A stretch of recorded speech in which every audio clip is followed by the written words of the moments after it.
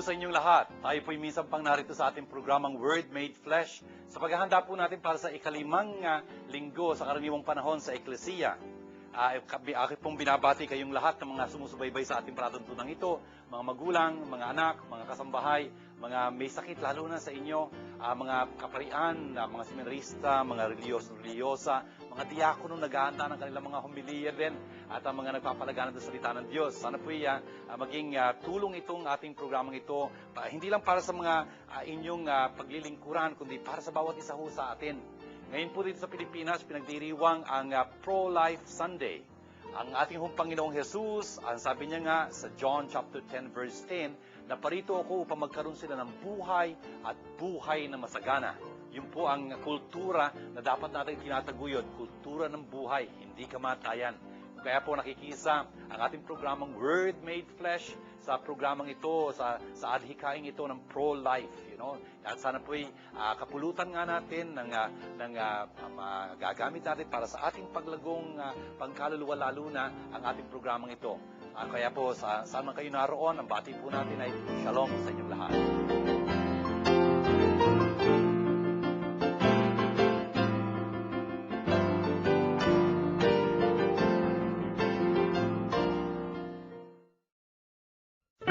Word Made Flesh is glad to invite you to attend the Bible study lessons with Father June Lingad, SDB. Every Tuesday at St. John Bosco Parish Church, Makati City, from 7:30 until 9:30 in the evening.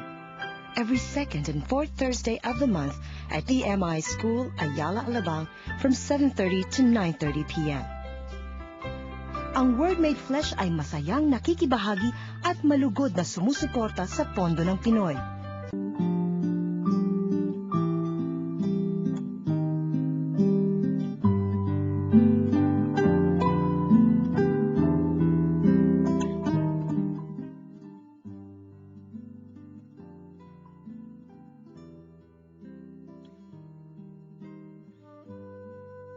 Nang taong mamatay si Haring Uzzias, nakita ko si Yahweh. Nakaupo siya sa isang napakataas na luklukan. Ang laylayan ng kanyang damit ay nakalatag sa buong templo. May mga serapin sa kanyang ulunan, at bawat isa'y may 6 na pakpak. 2 ang nakatakip sa mukha, 2 sa buong katawan, at 2 ang ginagamit sa paglipad. Wala silang tigil ng kasasabi sa isa't isa ng ganito: Banal, banal, banal si Yahweh na makapangyarihan. Ang kanyang kaniningay laganap sa sanlibutan. Sa lakas ng kanilang tinig ay nayanig ang pundasyon ng templo, at ang loob nito'y napuno ng usok. Sinabi ko, kawawa ako. Marumi ang aking labi at naninirahan sa piling ng mga taong marurumi rin ang labi. Mapapahamak ako pagkat ako'y isang makasalanang nakakita kay Yahweh, ang makapangyarihang hari. Pagkatapos, may isang seraping sumipit ng baga sa dambana at lumipad na patungo sa akin. Ang baga ay idiniit sa aking mga labi at sinabi, wala ka ng sala, napawi na ang mga kasalanan mo. Narinig ko ang tinig ni Yahweh, sino ang aking ipadadala? Sino ang aming susuguin? Sumagot ako, narito po ako.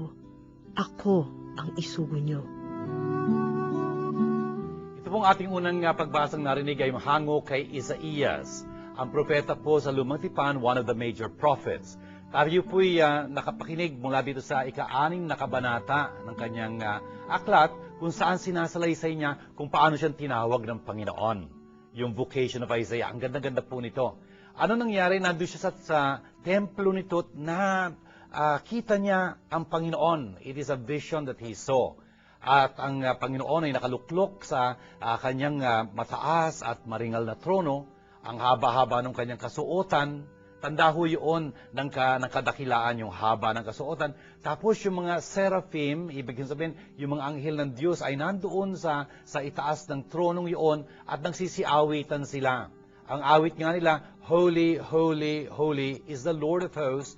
All the earth is filled with His glory. Brothers and sisters, sounds familiar, ano ho? Dito ho galing yung ating inaawit sa misa, yung Holy, Holy, Holy is the Lord. Dito po sa bahaging ito ni Isaías. Ano nangyari? Nung nakikita niya itong pangitain to, talaga namang yumanig yung pintuan ng templo. Talaga napuspusto ng usok at ang sabi niya sa kanyang sarili, ay talagang sawimpalad ako. Dahil isa akong taong di malinis ang mga labi mula sa isang tao, sa isang bansa na talaga namang di malinis ang labi, ibig sabihin, mga taong makasalanan, ano po? Kasi yung hindi nagkakasala, sabi nga ni Santiago sa kanyang sulat din sa Bagong Tipan, ang di nagkakasala sa pagitan ng kanyang salita, talagang perfecto na ganap na ganap. Sawimpalad ako ba? Dahil nakita ko, sabi niya ganyan, ang hari, ang Panginoon ng mga hukbo. Sabi niya ganyan.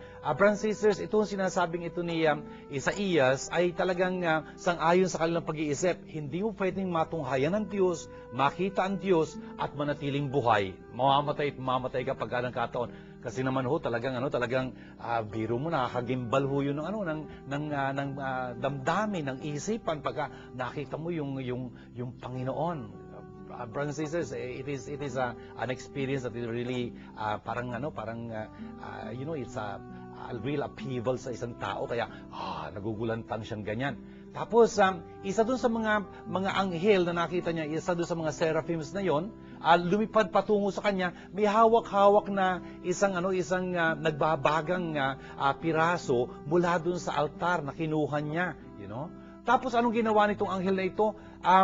Yung nagbabagang bahagi sa altar na yun, doon sa apoy doon sa altar, kanyang inihipo doon sa dila, sa bibig nitong si Isaías. At ang sabi sa kanya, tignan mo, ito ngayon ay talagang dumampi sa iyong mga labi, kaya naman ang iyong kabuktutan, ang iyong kasamaan ay inalis na sa iyo.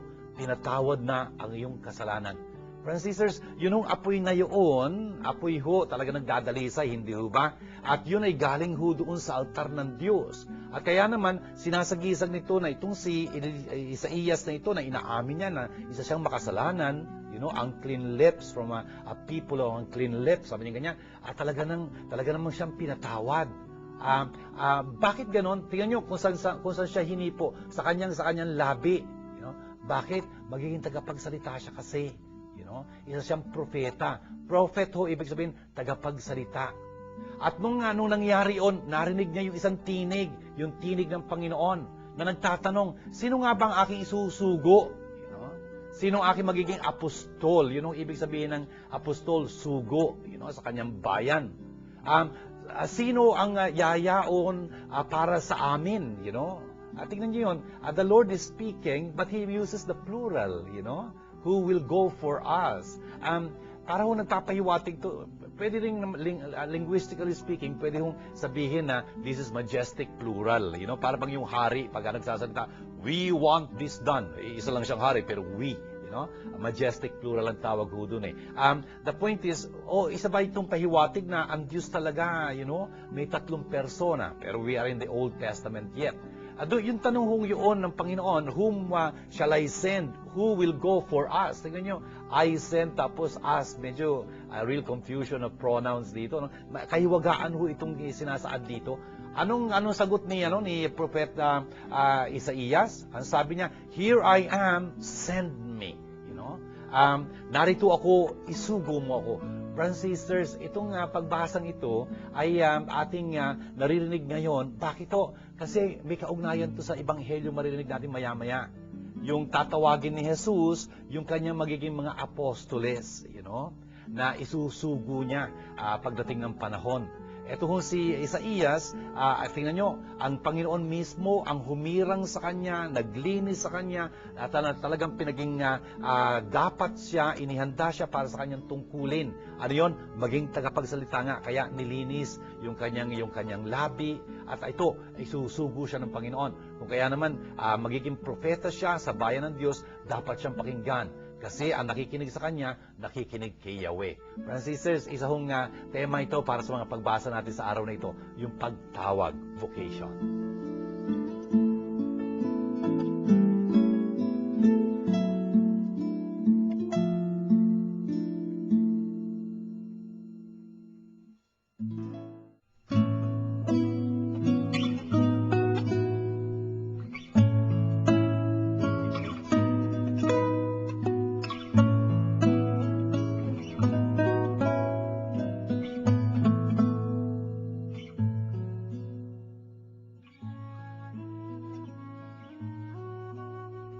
At ngayoy ipinaalaala ko sa inyo, mga kapatid, ang mabuting balita na ipinangaral ko sa inyo. Iyan ang ebanghelyo na inyong tinanggap at naging saligan ng inyong pananampalataya. Sa pamamagitan nito'y naliligtas kayo, kung matatag kayong nananangan sa salitang ipinangaral ko sa inyo. Liban na nga lamang kung kayo'y sumampalataya na di iniisip ang inyong sinampalatayanan. Sapagkat ibinigay ko sa inyo itong pinakamahalagang aral na tinanggap ko rin. Si Kristo'y namatay dahil sa ating mga kasalanan bilang katuparan ng nasasaad sa kasulatan. Inilibing siya at muling nabuhay sa ikatlong araw ayon din sa kasulatan. At siya'y napakita kay Pedro saka sa 12. Pagkatapos, napakita siya sa mahigit na 500 kapatid na nagkakatipon. Marami sa kanila'y buhay pa hanggang ngayon, bagamat patay na ang ilan. At napakita rin siya kay Santiago, saka sa mga apostol na sama-sama noon. Sa kahuli-hulihay, napakita rin siya sa akin, bagamat ako'y tulad ng batang ipinanganak ng di kapanahunan, sapagkat ako ang pinakahamak sa mga apostol. Ako'y di karapat-dapat tawaging apostol, sapagkat inusig ko ang iglesia ng Diyos. Ngunit dahil sa kagandahang loob niya, ako'y naging apostol, at hindi naman nawalan ng kabuluhan ang kaloob niyang ito sa akin. Nagpagal ako ng higit kaysa kanino man sa kanila, bagamat hindi ito sa sarili kong kakayanan, kundi sa tulong ng Diyos sa akin. Kaya't maging ako o sila, ito ang ipinangangaral namin, at ito ang pinananaligan ninyo. Ito pong ating ikalawang pagbasa ay hango sa napakagandang sulat po ni San Pablo sa mga taga-Korinto. Napakahalaga po nung kanyang pinapaalala dito sa atin. Nasa chapter 15 po tayo. Ang sabi po niya dito, I'm now reminding you, pinapaalala ko sa inyo mga kapatid, yung ibanghelyong aking pinangaral sa inyo. Yung magandang balita sa makatuwid na inyong tinanggap at ang inyong ngayong kinatatayuan. Sa pamamagitan nito, kayo'y naliligtas. Brothers and sisters, yun magandang balitang pinangaral ni Jesus at pinaalingaw-ngaw ng mga apostoles at ng eklesiya, ng church hanggang ngayon, ito ho ang kaligtasan natin. At kung kaya nga, pagka pinangahawakan natin itong salitang ito na pinangaral ni San Pablo, talaga namang magiging napakahalaga nito sa ating buhay, kaligtasan po ito. Tingnan nyo, ang sinasabi dito ni San Pablo ay itong aking pinahayag sa inyong ito, aking pinaabot sa inyong ito, sa verse 3. For I handed on to you, as of first importance, what I also received. Napakahalaga po nung sinabi dito ni San Pablo. Ipinapaabot ko sa inyo yung aking natanggap din. Ano ho ba yung pinapahiwatig dito? Yung tradisyon ho. Tradition. Tradition ho, ibig sabihin, pagpapaabot. Trans-do. Trans ho, in Latin means across. Do means I give. I give across. I hand on. Yun ho yung sinabi niya dito, I hand on to you, as of first importance, what I also received. Brothers and sisters, ito ho ang gawain ng eklesiya. Ipaabot sa atin ang kanyang mismong natanggap mula sa Panginoon. At salin-salin ho yun, sa salin-salin lahing ganyan, and all through all the generations, talagang umaabot ho sa atin yung ipinigay sa atin ng Panginoon. At nagpapasalamat ho tayo sa tinadhanang ito ng Diyos. God willed it so, na matanggap natin ng dalisay na dalisay, ng buong katapatan, yun hong tinuro sa atin ng Panginoon. Yun ho ay nangyayari through tradition. Tayo mga Katoliko, especially, we hold on to tradition. Kasi pinuulit-ulit naman ito ni San Pablo, for example, in 2 Thessalonians chapter 2, verse 15, sasabihin niya sa atin, stand fast and hold firm to the traditions I handed on to you, whether by word of mouth or by letters. Tingnan nyo, importante ho yung pinapaabot sa atin ng mga katuruan. Ano ba yung katuruan pinapaabot sa atin ni San Pablo at ang tinutukoy niya ngayon? That Christ died for our sins according to Scriptures. Na si Jesus ay namatay para sa ating mga kasalanan. Sang-ayon sa kasulatan ito. Brothers and sisters, tingnan nyo inihula na ho ng mga kasulatan sa lumang tipan yung mangyayari sa kapanahunan ni Jesus. At tinupad ni Jesus lahat yung nasusulat tungkol sa Kanya na dapat siyang mamatay para sa ating mga kasalanan. Hindi lang yon, that He was buried, siya'y inilibing, at nung ikatlong araw, siya'y binuhay na muli. Brothers and sisters, tingnan nyo, Christ died, Christ was buried, Christ rose again. Ayun, pinapahayag ho natin. At pagkatapos nun, pagkatapos siyang muli nabuhay, ano nangyari? Napakita siya kay Cephas. Kefa ho, sa wikang Aramaico, yung lingwahe ho ni Jesus tong Aramaic, Kefa, ibig sabihin, stone, Peter ho. Napakita siya kay Pedro at dun sa 12. Pagkatapos ho nung pagpapakita niya dun kay Pedro at dun sa 12, marami pang nakakita sa kanya. Alin yon? Yung 500 brothers at once, sabi niya ganyan. At marami doon sa mga taong yon, buhay pa ngayon. Sabi ni San Pablo, nagsusulat po San Pablo dito, years after Jesus already, ganun pa man, sabi niya, may mga tao pang nakasaksi kay Jesus nung siya muling nabuhay. Yung 500 na tinutukoy niya, hindi lang yung 12 at saka si Pedro. Tapos, napakita siya kay San Tiago. Pagkatapos nun sa lahat ng mga apostoles, at pagkatapos nun, huli sa lahat, napakita siya sa akin. Sabi niya ni San Pablo dito, napakita siya sa akin. Akong pinakahuli at pinakamaliit sa lahat ng mga apostoles. Bakit siya napakaliit at hindi man lang karapat-dapat, sabi niya, na maging tawaging apostol? Kasi nung una, talagang inusig ko, sabi niya ganyan, ang eklesiya. Pero dahil sa grasya ng Diyos, sabi niya ganyan, ako ay, naging isang apostol. Hindi ko kagagawan to ng grasyang ibinigay sa akin na hindi naman nabaliwala, sabi niya ganyan.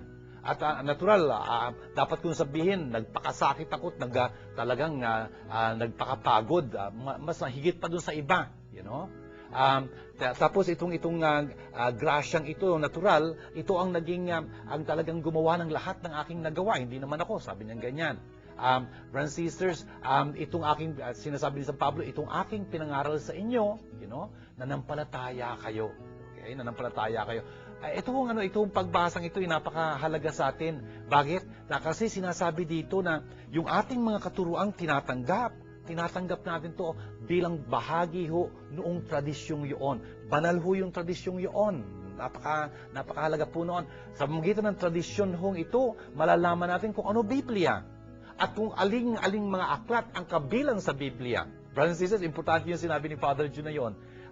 Tingnan nyo, hindi natin siguro malalaman kung alin-alin ang mga aklat na kabilang sa Biblia kung hindi lang dahil dito sa tradisyong ito. Bakit? Wala ho sa Biblia yung kung alin ang mga aklat na dapat ituring na Biblia. Wala ho.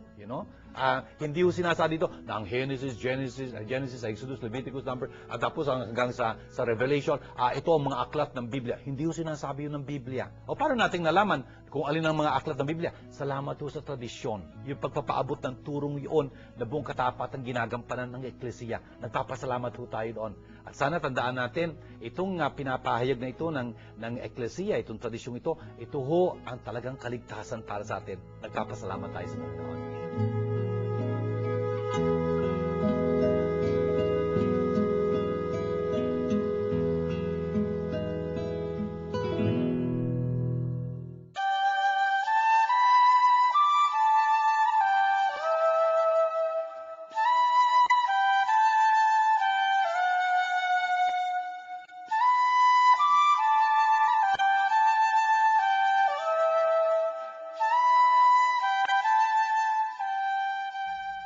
Sumainyo ang Panginoon. Magandang balita ng Panginoon ayon kay San Lucas. Minsay nakatayo si Jesus sa baybayin ng lawa ng Genesaret. Pinagkalikpumpunan siya ng napakaraming tao na ibig na makarinig ng salita ng Diyos. May nakita siyang 2 bangka sa baybayin. Nakalunsad na ang mga mangingisda at naguhugas ng kanilang mga lambat. Lumulan siya sa isa sa mga bangka at hiniling kay Simong may-ari nito nailayo ng kaunti sa tabi at naupo siya sa bangka at nangaral sa mga tao. Pagkatapos niya magsalita, ay sinabi kay Simon, "Pumalaot kayo at ihulog ang mga lambat upang manghuli." Sumagot si Simon, "Guro, magdamag po kaming nagpagod at wala kaming nahuli. Ngunit dahil sa sinabi ninyo, ihulog ko ang mga lambat." Gayon nga ang ginawa nila. At sa dami ng kanilang huli ay halos magkansinsira ang kanilang mga lambat. Kaya't kinawayan nila ang mga kanilang mga kasamahang nasa ibang bangka upang patulong. At lumapit naman ang mga ito. Napuno ang 2 bangka na halos lumubog. Nang makita iyon ni Simon Pedro, siya'y nagpatira pa sa paanan ni Jesus at nagsabi, "Lumayo po kayo sa akin, Panginoon, sapagkat ako'y makasalanan."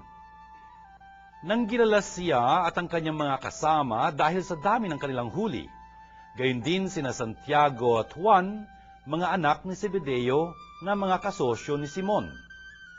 At sinabi ni Jesus kay Simon, "Huwag kang matakot, mula ngayoy mamalakaya ka ng mga tao." Nang maitabi na nila ang kanilang mga lambat, iniwan nila ang lahat at sumunod kay Jesus. Ito mga kapatid, na magandang balita ng ating kaligtasan. Tingnan niyo po, napakaganda nitong salay-sayin natin dito sa ating Ebanghelyong binasa ngayon. Ano nangyari? Nandun si Jesus, nangangaral siya, yung mga tao talaga namang pinagkakalipumpunan siya. Ang dami-dami nilang ganyan. Tapos gustong-gusto nilang makinig sa salita ng Diyos. Andun siya sa tabing dagat. Francis, can you imagine? Nandun siya sa tabing dagat. Yung mga tao were pressing on him. Siguro may isang solusyon para hindi siya talaga madiinan ng mga tao. Anong gagawin niya? Sasakay siya dun sa bangka. Kasi pagka umusad na ng konti yung bangka doon sa lawa, alangan naman yung mga tao, lulusong pa doon sa tubig. I mean, siguro mauupo nila siya doon sa pampang, tapos pwede mangaral si Jesus mula doon sa bangkang yun. Ilan yung mga bangkang nandoon? 2. At anong mangyayari? Nakababa na kasi yung mga mangisda, kinukumpunin nila, tinugasan yung kanilang mga lambat. Sumakay siya ngayon sa isa doon sa mga bangka. Kaninong bangka? Kay Simon. Francisers, siguro baka isipin natin, tsamba lang naman yun, nagkataon lang sumakay siya doon sa bangka ni Simon. Francisers, pagka ganun ang usapan, medyo malabo. Alam nyo, may isang French mathematician ang pangalan niya Henri Poincaré. Siya yung nag-aral nung games of chance, for example, yung dice. Yung po mga nag-aral ng mathematics, sa higher mathematics probability, makakatagpo natin itong French mathematician ito, si Henri Poincaré. Ano nangyari? Pagkatapos yung pag-aralan yung games of chance, alam nyo ba kung ano sabi niya? Chance is the measure of man's ignorance. Pagka ipinatungkol mo yan sa tsamba lang, inaamin mo ignorante ka. Ibig sabihin ng ignorante, hindi mo alam yung dapat mong alam. Sa puntong ito, anong dapat mong alam? Na walang tsamba-tsamba. Kung kaya itong 2 yung banggang naroon, sasakay si Jesus doon sa bangka ni Simon, hindi tsamba yon. Ninais ni Jesus, ganun ang mangyayari. At makikita natin sa tatakbuhin ng istorya ng mga ebanghelyo, itong Simon na ito, natatawaging Pedro, pagdating ng panahon, Kefa, yung narinig natin sa ikalawang pagbasa ngayon, itong si Simon na ito, talagang makikita natin, siya magiging pangunahin sa lahat ng mga apostoles. Talagang mayroon siyang papel na gagampanan, iaatang sa kanyang balikat ni Jesus, yung pagiging chief shepherd of the flock. Magiging kahalili siya at kinatawan ni Jesus sa buhay na ito, the vicar of Christ. The present day, yung papel ng Santo Papa. Francis, sa mga katuwido, hindi ito tsamba lang, nagkataon lang na yung bangka ni Simon ang sinakyan niya. Hindi ho. In fact, the church, by the way, dahil dito sa pangyayaring ito, sumakay si Jesus sa bangka na pag-aari ni Simon, the church na pinamumunuan ng kahalili ni Simon, yung Santo Papa, ang tawag dito, the Bark of Peter. barko ho, yung sasakyang dagat, yung ship, the bark of Peter, yun ang tawag sa church. Anyway, anong ginawa ni Jesus? Sabi niya kay Simon, umuro nga tayo ng konti doon sa tubig, para malayo-layo tayo doon sa pangpang. Ayun. At from that distance, short distance lang naman yun, mangangaral si Jesus. Pero bago siya nangaral, anong ginawa niya? Umupo.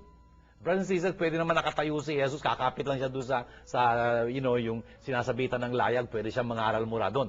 Pero bakit siya umupo? Kasi magtuturo siya.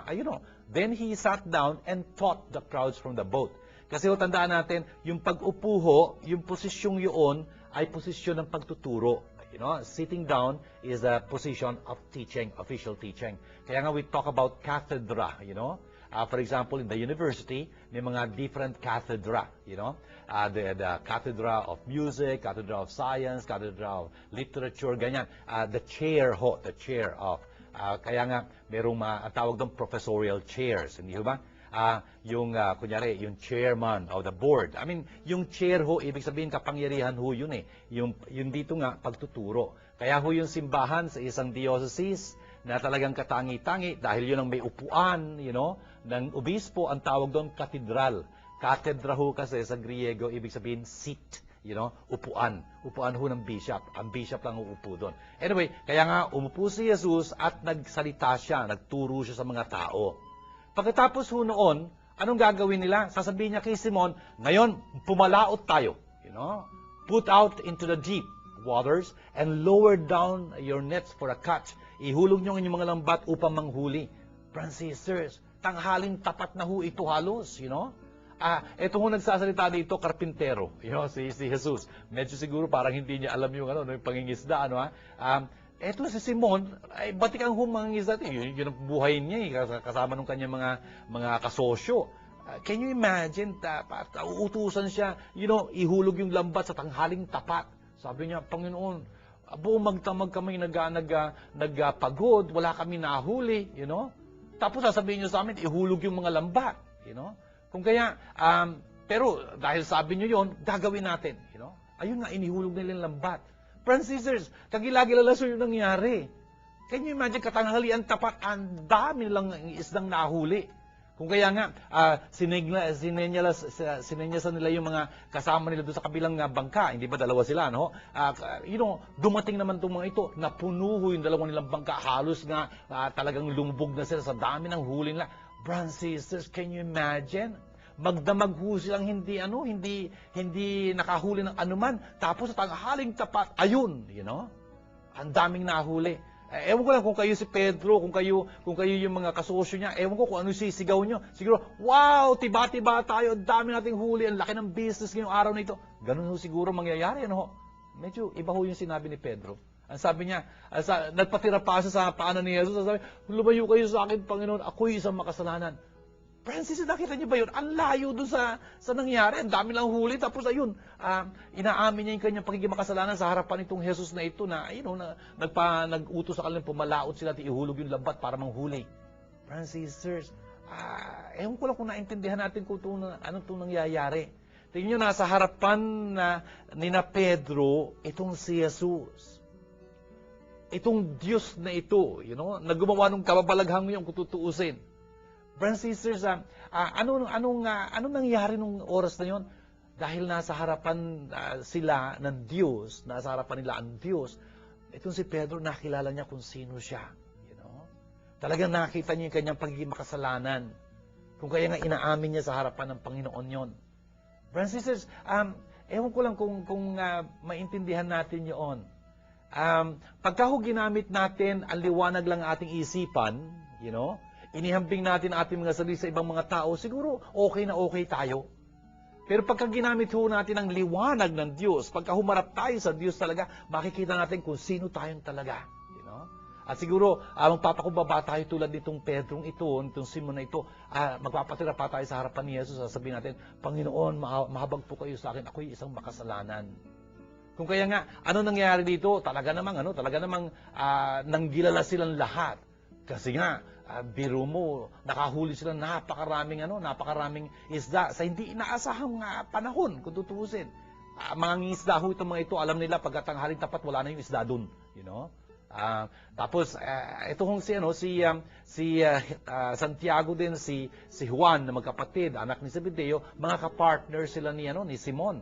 Sila din na talaga nang gilalas. At ano sabi ni Jesus kina Simon? Sabi niya, huwag kang matakot. Mula ngayon, ang huhulihin mo, hindi na isda, kundi mga tao. Anong ginawa nila pagkatapos noon? Iniwan nila ang kanilang mga bangka, yung mga lambat nila, yung trabaho nila, at susunod sila kay Jesus. Brothers and sisters, iniwan nila ang lahat. Itong pagbasang ito, ang daming dapat ituro sa atin. Tingnan nyo, si Jesus ho, kayang-kaya niyang gawin yung hindi natin kayang gawin. At kung tutuusin, pwede tayo magtrabaho, walang mangyayari. O kukunti lang ng mangyayari. Bakit? Kasi tayo lang nagtatrabaho, di man lang natin kasama si Jesus. Pero pagka isinama ho natin si Jesus sa ating trabaho, sa ating pamumuhay, pagka inanyayahan natin siya sumakay sa ating bangka, makiisa sa atin sa makatuwid, samahan tayo, naku, yung hindi natin inaasahan, mangyayari ho. Kahit na yung parang labag sa ating kaisipan dahil parang natural-natural hindi natin isipin yung gano'n. Naku, si Jesus, marami siyang pwedeng imungkahi sa atin na makikita natin talagang kababalaghan ng kauuwian. Friends and sisters, tingnan nyo itong mga ngisdang ito. Napakasimple yung mga tao nito. Sila hong pipiliin ni Jesus na sumunod sa Kanya at magiging mga apostolis niya pagdating ng panahon. Napakahalaga po nun. Hindi ho pinili ni Jesus yung mga rabi, yung mga pariseo, yung mga skriba, para maging kaisa niya sa pagtatatag ng kaharian ng Diyos. Hindi ho. Hindi ho yung marurunong, kundi yung mga abang tao, mga simpleng tao. Kadalasan ho ganoon. Sinabi na ho ni San Pablo yun sa kanyang sulat sa mga taga-Korinto, yung binasa natin kanina, chapter 15, sa chapter 10 ho. Sasabihin niya sa atin doon, not chapter 10, sorry, chapter 1 ho, verse 26, sasabihin niya sa atin, pinili ng Diyos yung sa mata ng mundo ay baliwala, mahina, talaga namang dukhan-dukha upang hiyain yung mga malalakas, yung marurunong, yung mga makapangyarihan. Brothers and sisters, ganun ho talaga ang palakad ng Diyos, Napakasimpleng ng mga taong pipiliin niya para itatag yung kanyang kaharian. Bakit? Kasi pagka nagawa nila yung mga napakadakilang mga bagay noon, makikita nila at makikita ng lahat, hindi sila gumawa nun. Kasi kung tutuusin, hindi naman nila kaya yun pero makikita ng lahat na ang Diyos ang gumawa nun sa pamagitan nila. Friends and sisters, napakaganda pang bagay nito. Tingnan nyo, itong puntong ito na kaugnay nung unang pagbasa, yung pagtawag kay Elias, kay Isaías kay Propeta Isaías, yung propeta ng kabanalan ng Diyos. Ito ho rin yung tema ngayon dito, yung pagtawag ni Jesus na magiging ka-sosyo niya, ka-partner niya sa pagpapalaganap ng kaharian ng Diyos. Parang ang tema nitong mga pagbasa natin ito, mismo yung ikalawang pagbasa, yung vocation. I'd like to talk about that a bit. Brothers and sisters, sana ho, intindihin natin, napakahalaga ho na yung mga tinatawag ni Jesus sumunod sa Kanya. Kung tinatawag sila magpari, magmadre, magreliyoso, ganyan, magmisyonaryo, maging katekista, maging tagapagpalaganap sa kaharian ng Diyos. Sana ho, sumunod sila kaagad kay Jesus. Tulad ho itong mga tinawag ni Jesus na ito. They left everything and followed Him immediately. Napakahalaga ho noon. Hindi ho pwedeng sabihin, total, pwede ka naman maglingkod sa Diyos sa maraming paraan, sa iba't ibang paraan. Totoo yun. Pwedeng maglingkod sa Diyos ng iba't ibang paraan. Kaya lang, anong ibig ng Diyos na paraan ng paglilingkod mo sa Kanya? Tandaan natin, tinuro sa atin ni Jesus, pagka manalangin tayo, say, Our Father, Your will be done. Ganun ho yun. Dapat ho, gagampanan natin yung kalooban ng Diyos. At pagka ganun, magkakaroon tayo talaga ng katiwasayan at kapayapaan sa ating buhay. Mas magiging masagana ang ating pamuhay, magiging mas matagumpay tayo kung tutuusin. Importante ho, sundan natin yung tawag ng Panginoon. Tawag in English, sa Latin ho, vocatio, vocation. Brothers and sisters, napakahalaga ho nitong sinabi ni San Juan Bosco tungkol dito sa mga vocation na ito. Sabi ho ni San Juan Bosco, the greatest gift God can give a family is to have a son a priest. Ang pinakadakilang handog na may bibigay ng Diyos sa isang pamilya ay isang anak na pari. Brothers and sisters, pari ho ang pinag-usapan kasi pari yung pinag-uusapan nila, pero isang bata, isang anak na nakatalaga sa Diyos. At gusto kong sabihin, mga magulang, lalo na kayong nakikinig dito, please understand, pagka ang isang bata ay umalis ng bahay upang sumunod kay Jesus, tinatawag kasi siya ni Jesus at umalis yung batang yun at sumunod sa kanya. Alam niyo kung ano mangyari? Si Jesus mismo ho ang papalit sa kanya sa inyong tahanan. Narinig niyo ho yung mga magulang, totoo ho yun. Si Father Jun ho, saksi ho ako dito. Hindi ko ho pinaniniwalaan to, alam ko ho itong totoo. Alam ko ho na talagang pagka lumisa ng isang bata, isang anak, upang sumunod kay Jesus, si Jesus ang papalit sa kanilang pamilya. At makikita niyo kung ano ang gagawin ni Jesus sa pamilyang iyon. Friends, sisters, natatanong ho ko minsan, Father, paano mo malalaman na tinatawag ka ng Diyos? Oh, that's a very good question. I think that seed of vocation, is not planted by God just anywhere. Hindi ka naman magtatanim ng isang binhi sa simento, no? Hindi tutubo yun to, natural. Dapat yung lupa na pagtatamnan mo noon, dapat naman may kakayahan talaga na pasibulin yung binhin tinatanim. Ang Diyos, so alam niya kanyang ginagawa. Kung kaya hindi siya magtatanim ng binhi sa simento, as I like to say. Kung kaya, malalaman mo talaga kung mayroong kang pagtawag sa kanya, kung mayroong mga palatandaan. For example, I like to say, the first qualities will be, you got to belong to the 4-H club. 4-H club. Yun mga H na ito, the first three, puro ho nag-uumpisa sa HEA. The first one is a bit of head. Head. Ibig sabihin, dapat may konti kang katalinuhan. Can you imagine? Ang daming pag-aaralan, magtuturo ka pa man din. Paano mo gagawin yun kung hindi mo kaya mag-aral? At least yung sa tinuturo ng Eklesiya, yung kayang gawin ng mga kaedad mo, dapat mong makayang gawin. Kunyari, magka-college yung mga kaedad mong ganyan, kaya mo rin mag-college. Kasi ang daming pag-aaralan eh. A bit of a head. Tapos, secondly, a bit of a heart. Ibig sabihin ng heart doon, goodness. Goodness. Kung ang sama-sama mo, paano naman yun? Wala man lalapit sa'yo pagka nagkataon. Paano mo mailalapit sila sa Panginoon? Etc. Ganyan. The point is, a good heart. Goodness, in other words. Tapos, good health. Importante ho yung health. I mean, biro mo, ang dami mong pag-aaral, ang dami mong gagawin. Paano magagawa yun kung masakiting ka? Kung, imbis na mangangalaga ka sa iba, ikaw alagaan. Hindi mo makakaya yun. And so, it is a very hard thing, no? Dapat may health dito. And of course, the fourth H is home.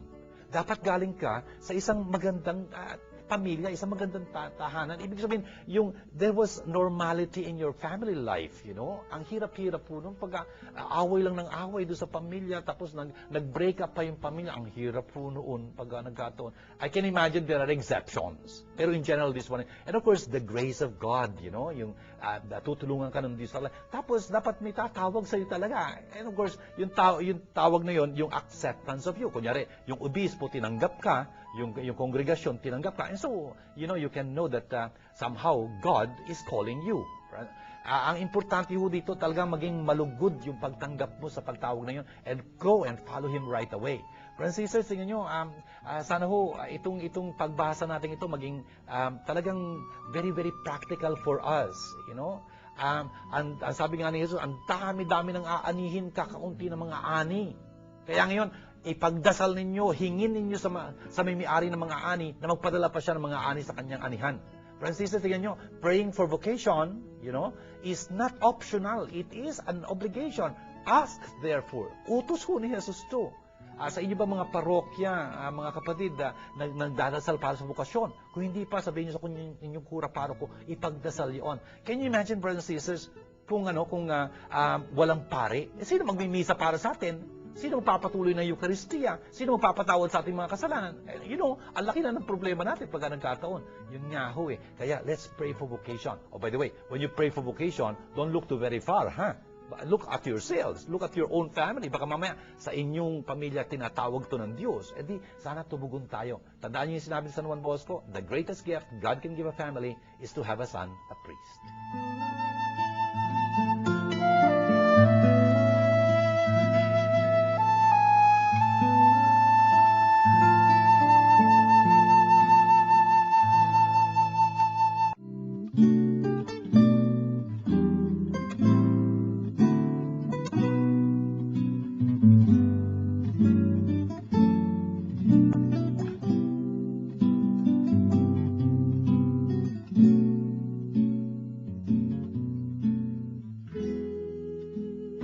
Father June, dapat bang isuko ang lahat-lahat para sa Diyos?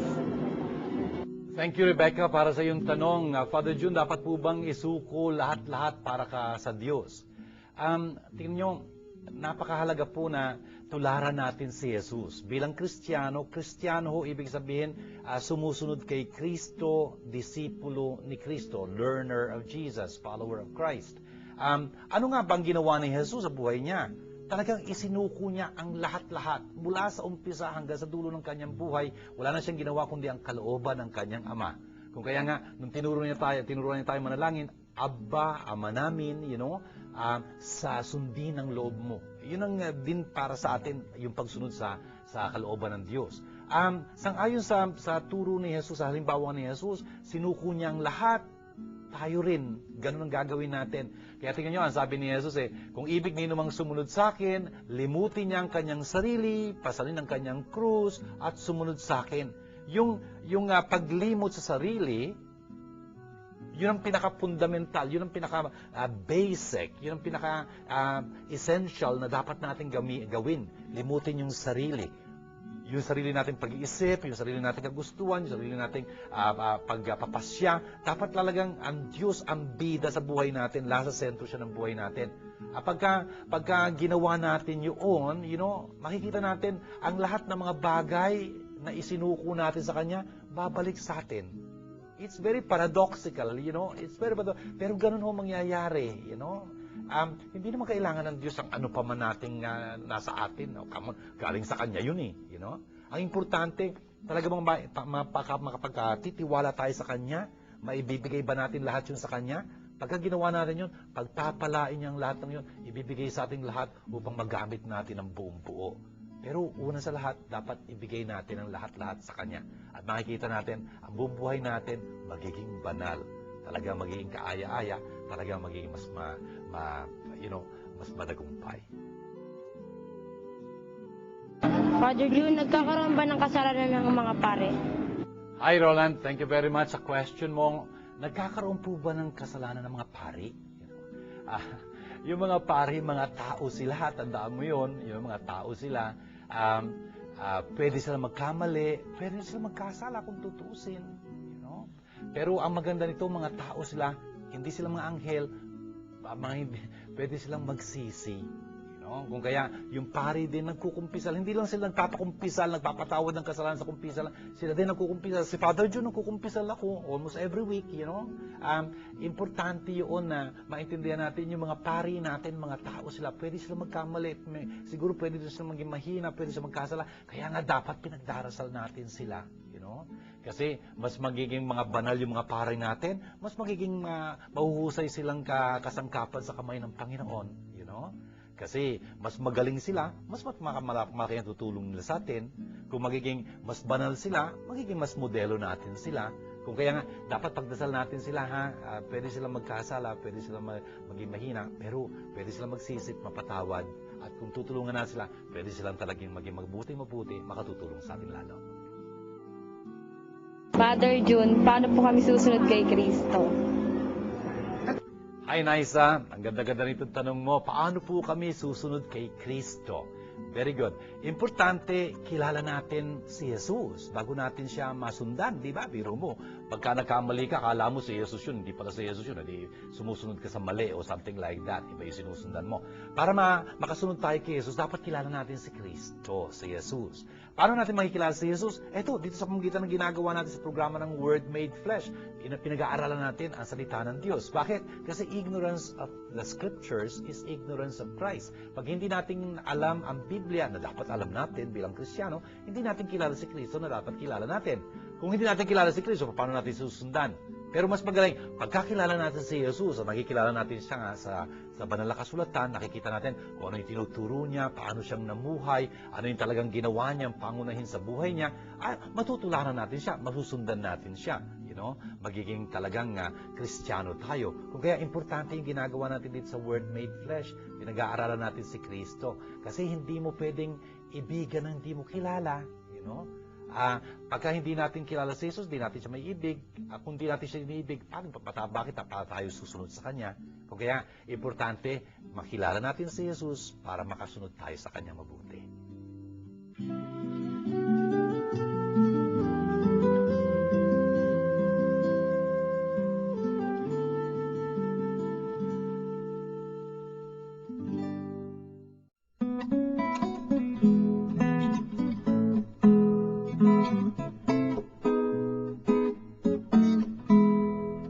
po sa ating mga pagbasang narinig ngayon para sa ika-5 linggong ito sa karaniwang panahon sa Eklesiya. Ang dami po nating natutunan po. Yung pong unang pagbasang narinig natin, sinalaysay kung paanong tinawag ng Diyos itong si Propeta Isaías. Talagang nakita niya ang Diyos, tapos tinawag siya ng Diyos na ito. Talagang totoo yun. Sabi nga wala kang pwedeng sabihin sa mga tao kung di ka muna nakisalamuha sa Diyos. You have nothing to communicate to man unless you have first communed with God. Ang isa kong propeta tulad ni Isaías, tagapagsalita ng Diyos, dapat nakatagpo muna ang Diyos. Ang Diyos ho maghahanda ng taong kanyang pinipili para maging tagapagsalita niya. Dapat linisin siya ng Diyos, patawarin yung kanyang kasalanan upang sa ganung paraan maging kaaya-aya siyang instrumento sa kamay ng Diyos. Yun ho, ikalawang pagbasang narinig natin, sa Apostol San Pablo ho, tinutukoy niya yung kanyang tinanggap, mula sa Panginoon, na kanya din naman pinapaabot sa mga nakikinig sa kanya at sinusulatan niya, yung mga Kristiyano niyang nakatagpo. Ganun ho ang ginagawa ng Eklesiya hanggang ngayon. Ganun ho ang ginagawa ni Father June dito sa ating programang Word Made Flesh. Pinapaabot niya ho sa inyo ang katuruan ng Eklesiya. Hindi ho ako pwede magturo ng aking sariling kaisipan. Dapat I should be honest about that. Pagka may ituturo ako sa inyo na galing lang sa isipan ko, dapat sabihin ko sa inyo, in my humble opinion, something like that, Pero ang dapat kong ituro, at meron ho karapatan magturo kasi pinag-aral naman ako, yun ho yung para bang privilege na binigay sa akin sa pamamagitan ng aking mga pag-aaral na yon, ay yung ituro ko sa inyo ang tinuturo ng Eklesiya. At kinasasisiya ho ni Father Jun yun. Kasangkapan ako ng Diyos sa pagpapaabot sa inyo ng katuruan niya. Ang maganda nito, dapat ho natin panghawakan itong mga katuruan ito. At ito ho ang ginagawa ng mga magulang. Brothers and sisters, kayo mga magulang na nanonood ngayon, o nakikinig dito, sumusubaybay sa ating palatuntunan, talagang kayo nagpapaabot ng katuruan ni Kristo sa inyong mga anak. Parte ho kayo ng tradisyon na ito. Napakadakila hong bagay na napakalaking karangalan noon.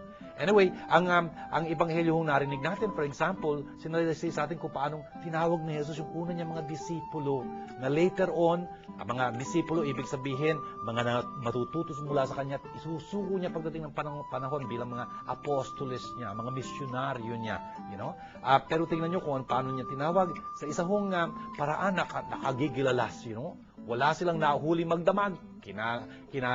Bukasan, lumataas ang araw, nakahuli silang marami. Talaga ho, depende ho lahat sa pagpapala ng Diyos. Yung hindi inaasahan ng tao, pwedeng gawin ng Diyos kung tutuusin.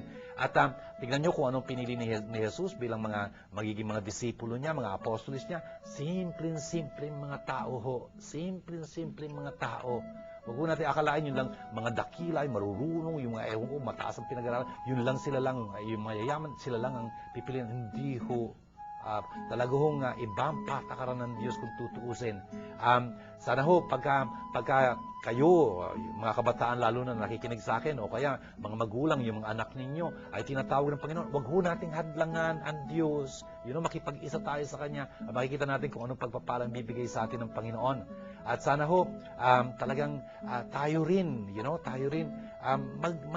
baka may makikita kayo mga kabataan, for example, na pwede naman talaga maglingkod sa Diyos. Kayo na ho magsabi, give them the idea. God can be using you to call them. Really, it's a privilege pagka nagkataon ho. And so, nandito ho tayo sa ating palatuntunan itong Word Made Flesh. Ngayon ho, gawin nating panalangin lahat ng ating narinig ngayon sa ngalan ng Ama at ng Anak at ng Espiritu Santo. Amen. Abba, mapagmahal naming Diyos at Ama, salamat pong marami sa mga katuroang inyong pinaabot sa amin sa pamamagitan ng programang ito. Nagpapasalamat po kami dahil ginagamit niyo ang programang ito para sa pagpaabot ng inyong kaharian sa marami pang mga tao. Sana po ipagpalain niyo lahat ng nagsubaybay sa aming palatuntunan itong Word Made Flesh. Lalong-lalo na ho, tinataas namin sa inyo ang mga may sakit, ang mga nangungulila, ang mga nalulumbay, ang mga naguguluhan, ang mga humaharap sa matinding pagsubok. Hinihiling po namin talagang tulungan niyo ang bawat isa sa kanila, tampian niyo sila ng inyong biyaya. At hinihiling po namin pagpalaan niyo rin ang tumutulong sa amin upang masagawa namin ang programang ito at yung pong nais tumulong sa amin. Lahat pong ito ay ginagawa namin panalangin kasama ng aming ng Birhen, alang-alang kay Kristong aming Panginoon. Sumainyo ang Panginoon. At pagpalain po kayo masagana ng makapangyarihang Diyos, Ama at Anak at Espiritu Santo. Amen. Ito po ang ating palatuntunang Word Made Flesh. Sana po'y naliwanagan kayo at sana po'y kasangkapanin din kayo ng Panginoon sa pagpapalaganap ng ganyang magandang balita. Hanggang po sa muli natin pagtatagpo sa ating palatuntunang Word Made Flesh. Shalom sa inyong lahat. Word Made Flesh Foundation is glad to announce that it's going to launch the 4th season series of the TV show on the occasion of its 3rd anniversary on January 31, 2007. If you are interested to avail the new CDs, please call the following numbers. This program is brought to you by God, the Word Made Flesh. Indeed, God is our sponsor.